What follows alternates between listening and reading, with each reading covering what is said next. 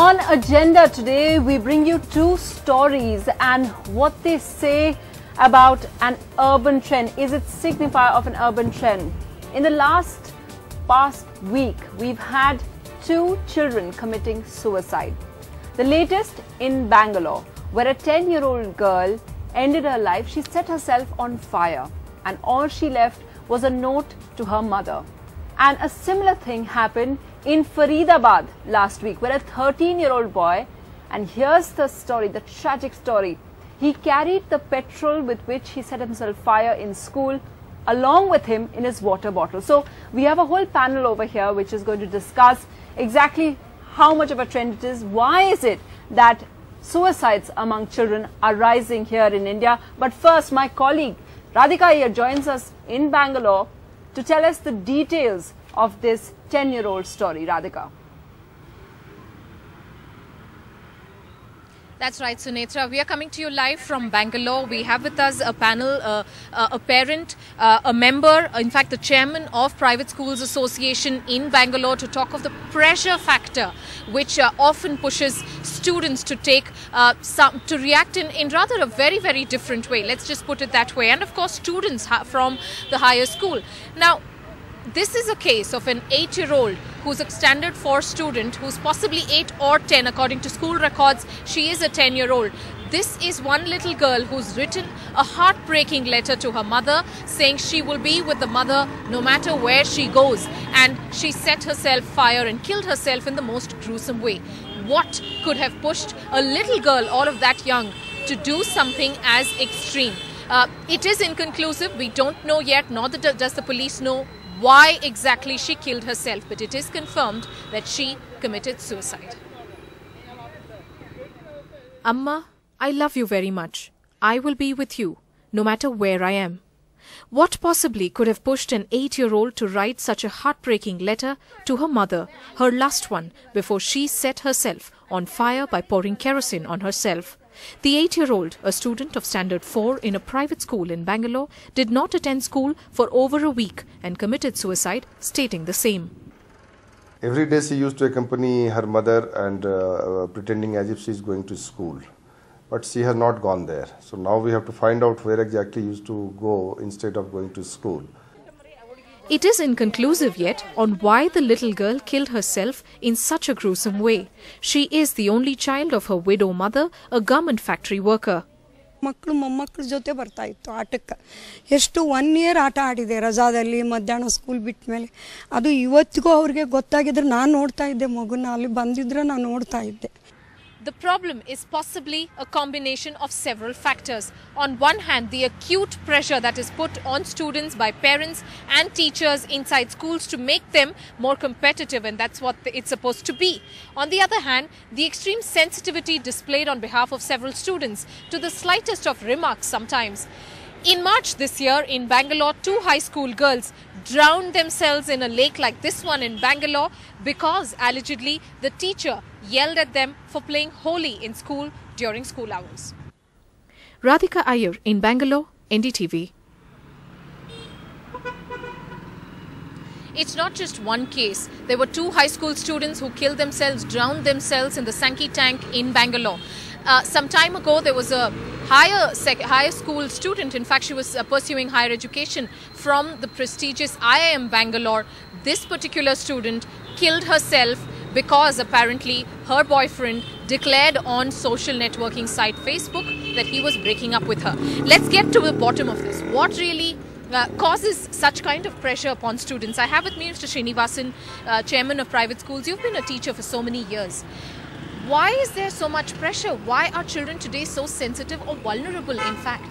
Actually speaking, there are 2 or 3 reasons. One is there is a teaching style and a learning style. When they don't match with each other, which is the business of the teacher, child suffers. The second, there are interests that children pursue.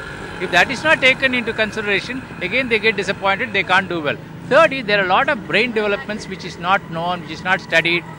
All the 3 are connected. If the schools are not knowledgeable, they will invariably drive the students to be mad.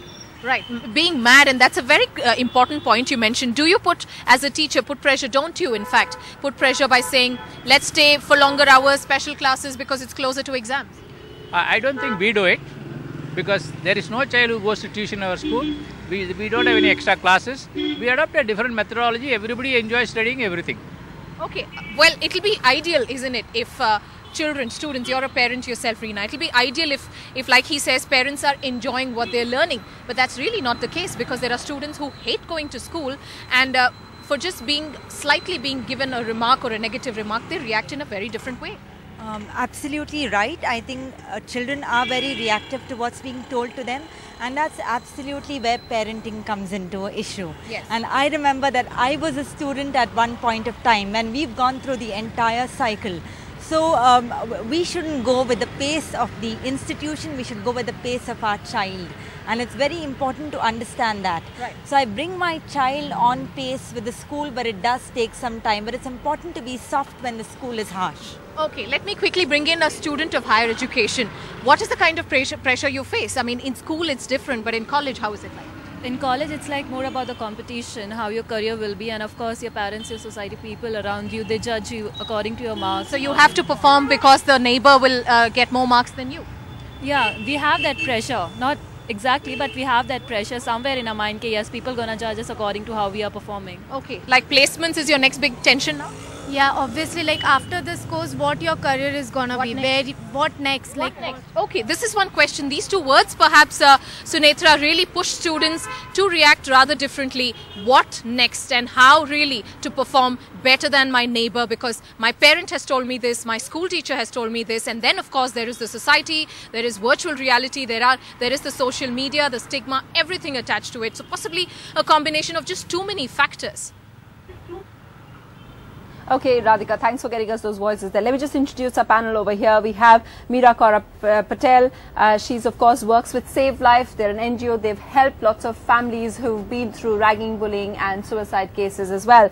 We have Gitanjali Kumar, who works as a school counsellor, and, of course, well-known educationist Gauri Ishwaran. Now, before we go to them and really ask about a talking point, which really is what drives children to attempt suicide, and such young ones, especially the Bangalore girl, I mean 8-10 years old, to do that by setting herself on fire. And to understand that, perhaps it's interesting to hear other children, other young people who've been through this. Shubham, do you want to share your story about what happened when you were 12?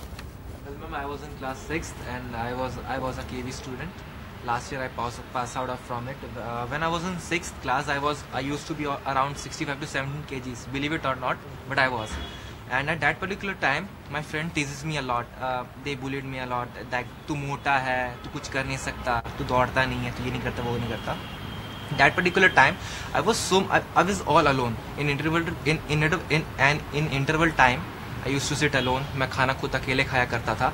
So at that particular time, I don't have anyone to share my thoughts with. Even I was not able to talk with my parents freely कि मेरे साथ ऐसा होता है वैसा होता है. And tell us about how you said when you saw a whole lot of medicines that you contemplated. हाँ, there was a small incident.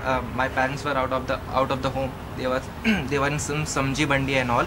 So I was sitting and watching TV, and suddenly I don't know what came into my mind, and there was a bottle of some medicines. I just thought कि मैं उसे खा लूँ सब. But and what helped you get out? I think it's really interesting to mention how things help, and it was it was my coach. It was my coach, Mr. Surinder Singh sir, my athlete coach, which dragged me out from that depression thing, and because of him, I'm a national player. Yeah. And well, good for you. Thank you for sharing your story. Gauri Ishwaran, does Shubham's story really show how perhaps teachers who spend so much time can be such a major influence and pull children out of such phases? Yes, I think so. And I've noticed, you see, children nowadays have much more of stress and tension than what we have experienced in the past. Apart from parental pressure, there's something that's really bugging them, that is peer pressure. And that's what he has been referring to. You want to be accepted and be a part of a peer group. And when that doesn't happen, immense depression does follow. And it is here that the teachers today have a very critical role to play, and a difficult role to play. Because when you have a class with so many children, to be able to track and see who is vulnerable and who is at risk, is not easy. Yeah, and Gitanjali, I wanted to just tell us about, because you know, especially these kids, there are some warning signs which I would of course want you all to talk about. The fact that this boy from Faridabad, he missed school the previous day, so perhaps a little bit more interaction with parents would have alerted everyone. And the young girl hadn't gone to school for 20 days, so that's interesting. But Gitanjali, tell us about the other really young girl who you were counseling, who attempted suicide. This girl had come to me with her mother. She was referred by a psychiatrist because she was suffering from child depression.